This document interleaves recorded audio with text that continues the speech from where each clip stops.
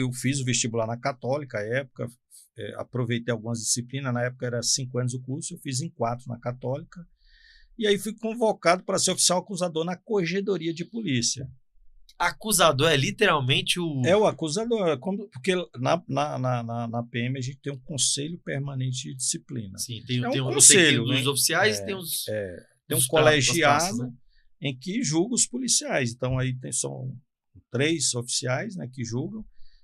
Existe o defensor e existe o oficial acusador. À época, eu fazia o papel de oficial acusador, fiquei trabalhando por um período, e aí depois fui convocado para trabalhar efetivamente na Corregedoria, e lá fiquei 9 anos trabalhando na Corregedoria, então, e não consegui mais sair da parte administrativa, então não voltei mais para a rua, né?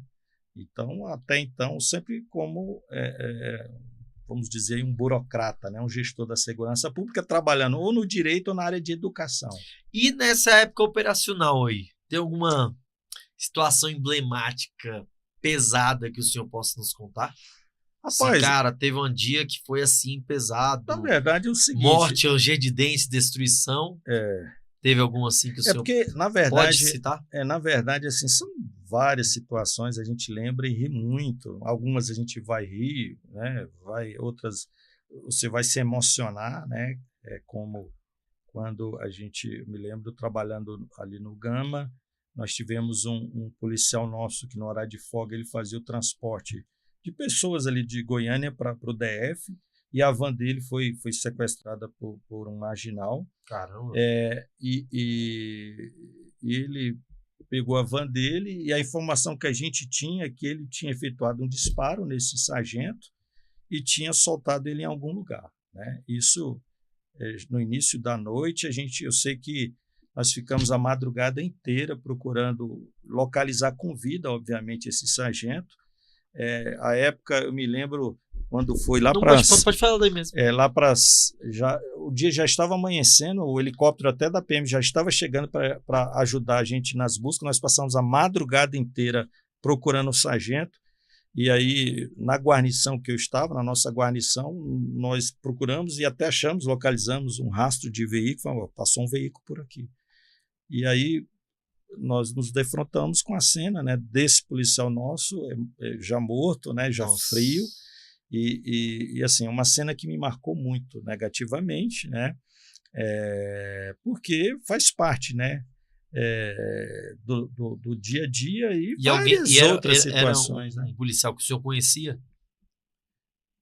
Não conhecia, não era da nossa área, e obviamente logo na madrugada a gente conseguiram localizar o indivíduo que havia feito, né, praticado o crime, e ele havia falado que efetuou o disparo e que havia soltado ele, só que os locais em que ele levava ele também não conseguia, né? Então levava ele para um lugar e não conseguia achar. Então, a nossa viatura, todas as viaturas que estavam já tinham levado preso, né, para a delegacia e tal, e a gente ficou lá patrulhando a madrugada inteira e estava esperando o dia amanhecer para, com a ajuda do helicóptero, tentar localizar, mas a gente continuou, né, e conseguimos lograr êxito, infelizmente, né, achar o policial já sem vida, né. E inúmeras outras ocorrências, né. Eu me lembro uma outra em particular, patrulhando no setor sul do Gama, houve um chamado, né, mencionando que um policial civil havia sido sequestrado, ele havia deixado a sogra dele num local, estava aguardando a sogra, 2 indivíduos entraram, né, no veículo dele, e o sequestraram e foram se dirigindo ao setor sul do Gama, na área rural.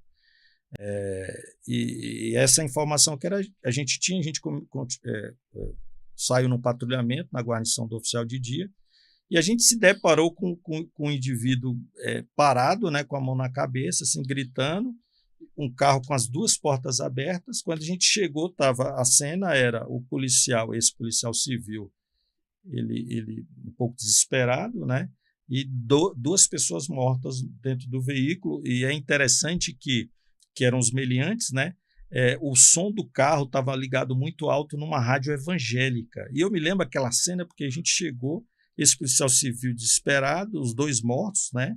Ele desesperado até pela condição de ter matado os 2. Eu acho que naquele momento ali, ele como cristão, né? Também. E o som e o pastor falando ali, né, alguns versos assim que chamou muita atenção aquela cena. Extremoção, né?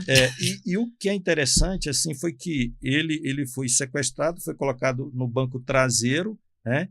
E aí um dos marginais dirigindo com a arma na cintura e o outro marginal do lado com a arma apontada para ele. E ele tinha colocado a arma dele no meio do banco. E eu sei que em dado momento a arma foi caindo e bateu no pé dele. E eles não haviam identificado. Então ele esperou um momento adequado, pegou a arma dele e efetuou um disparo na cabeça de cada um dos marginais. E matou os dois, o carro perdeu o controle, bateu e abriu as duas portas e, obviamente, o policial civil saiu desesperado. A gente prestou apoio a ele e tal.